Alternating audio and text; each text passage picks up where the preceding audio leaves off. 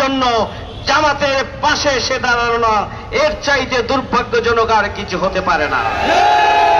সেই দিন যদি জামাত ইসলামী, ইসলামী ছাত্র শিবিরের সাথে বিএনপির হাজার হাজার নেতাকর্মী ঐক্যবদ্ধভাবে আওয়ামী লীগকে মোকাবেলা করার জন্য রাজপথে নেমে আসতেন, তাহলে বাংলাদেশের গণতান্ত্রিক রাজনীতিতে একটা নতুন ইতিহাস তৈরি হতে পারত।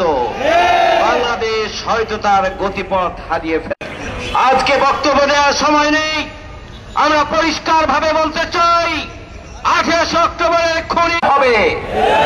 আমরা দাবি জানাতে চাই 28 অক্টোবরের হত্যাকাণ্ডের শিকার যারা, শহীদ হয়েছেন যারা, আহত এবং বঙ্গুত্ব বরণ যারা করেছিলেন, তাদেরকে রাষ্ট্রের পক্ষ থেকে খুঁজতে হবে, আর্থিক অনুদান দিতে হবে।